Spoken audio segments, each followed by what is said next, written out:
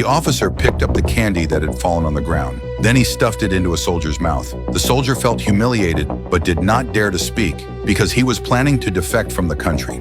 Late at night, when everyone was asleep, he slipped out of the camp through a ventilation opening. Then he crawled into a pre-dug tunnel and quietly crossed the fence, finally reaching the minefield. He then used a stick to mark the location of each landmine and drew a map to avoid them. Looking at the border, his eyes were filled with hope.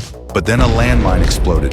It turned out to be a wild boar. The soldier was worried that he would be discovered and hurriedly returned to the camp. The next day, the soldier went to the military commission's office. Seizing the right moment, he took a pass out of a drawer. Then he quickly cut out his own photo and pasted it on. He tried to rub an official seal impression onto the pass, but no matter how hard he pressed, he couldn't leave a mark. So he quietly slipped into his superior's office. He used a pen to pry open the locked drawer and successfully stamped the pass. He couldn't wait to get out of there. Suddenly, he stopped. He looked back and saw 2 sentries staring intently at him. The soldier pretended to be an officer and claimed he was there to conduct a surprise inspection. The sentries didn't suspect a thing. The soldier borrowed a pair of binoculars from the sentries. He observed that the barracks were heavily guarded on all sides, with the main gate as the only exit. He then went to the parking lot and checked each vehicle one by one.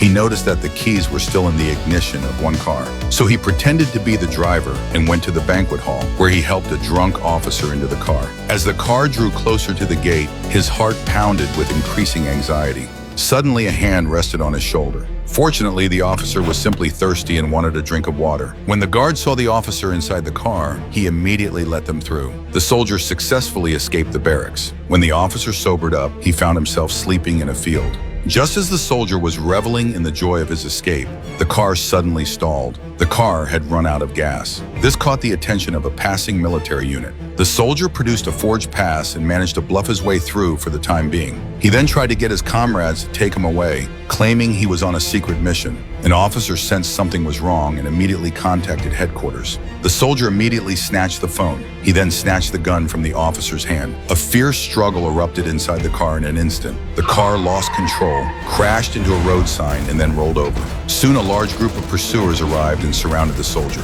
The soldier pretended to have been shot, collapsing to the ground. Only then did the soldiers stop firing. They drove away. The soldier seized the opportunity and ran forward as fast as he could. An officer spotted the soldier and immediately ordered a pursuit. With no other way out, the soldier jumped into the river, finally escaping his pursuers. He was swept ashore by the river and survived. He ran with all his might from night until day. Finally, he reached the border. He picked up the submitter's communicator and identified himself. However, the officer caught up. The soldier tried to run away but was shot by the officer. But the soldier endured the intense pain and continued to run forward, because as long as he crossed that borderline, he would survive. Then the officer shot at him again. The soldier reached out his hand in desperation to touch the borderline. Only when he touched the borderline did he relax.